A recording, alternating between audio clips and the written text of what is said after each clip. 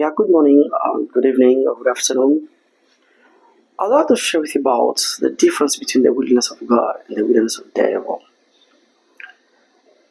When we are born in families, and many of us, many people, before you become a believer, you grow up in a certain family with a certain kind of lifestyle, education, the way they raised you, and the culture, and others that will give you a lifestyle that's compatible to where you live and how you view the world at a certain age.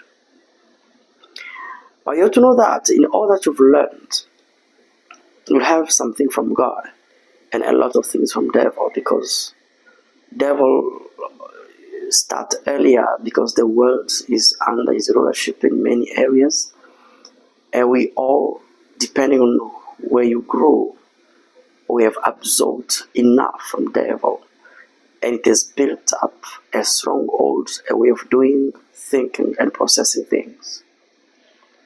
And it depends on when you meet the Lord. So when now God comes in your life, you're fully aware of who you are. You're born again, and you know. And before you enter the promises of the Lord, because God will come with the promises that He made for you before you were born, before you were made. He formed you. You were a spirit in Him before you come on earth.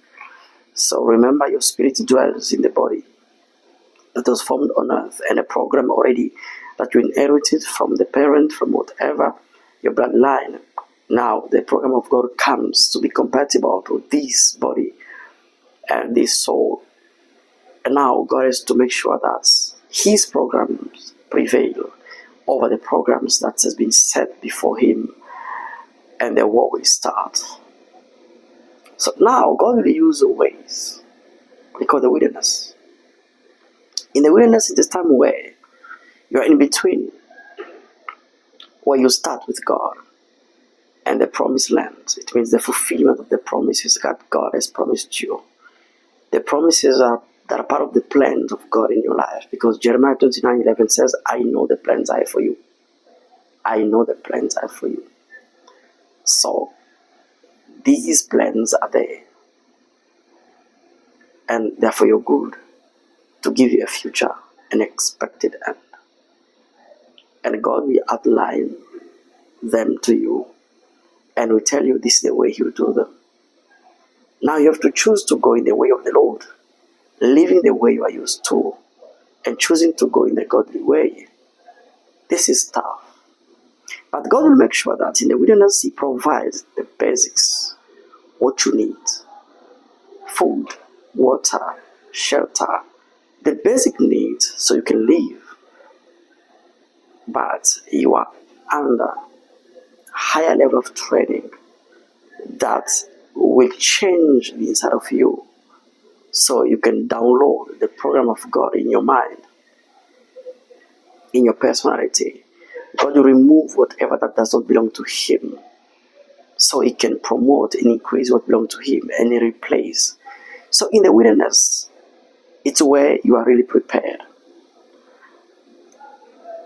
In contrast, the wilderness of the devil is just bad, and the goal is to kill, to destroy. When the devil sees that, okay, now you decide to go on the other side, or you are willing to go, he'll corner you and make sure that he traps you and he can destroy you. Like John 10:10 says, he comes to kill, destroy, and steal. So he can take away all that you have or destroy you completely and leaves you in limbo. Nobody, nothing, or kill you emotionally, kill many things in you. Eventually also, the physical death can happen because of the consequences of the problems you're facing. And in this moment, God will make sure that He comes around, because He comes around, send people to you to tell you to make the right choice. And if you don't make the right choice, you can finish there like many expecting, or you can decide to have a deal with the devil. You can sell your soul to him. He can release you and deceive you by giving you whatever things you thought you would have materially here on earth. Then at the end, finish you and your soul. Your soul is sold to him. So the wilderness of the devil is to put you at the corner where you can sell your soul So at the end, he gets you, and he'll give you something to pretend that your life has been better, and in a short while, he'll turn against you, and you'll make sure that once your soul is sold to him, even God will not accept you.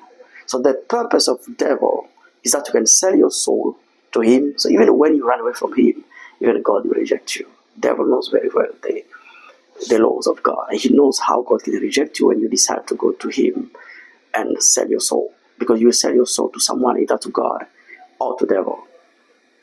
And but the willingness of God has a purpose to take you to the promised land, to the place of fulfillment, where God will get glorified with your life, with the result and the victory. You're going to have a testimony, then God also will send you to others to tell them how victorious you've been, and his name will be glorified and known, and the kingdom will expand. But you are the decisive factor.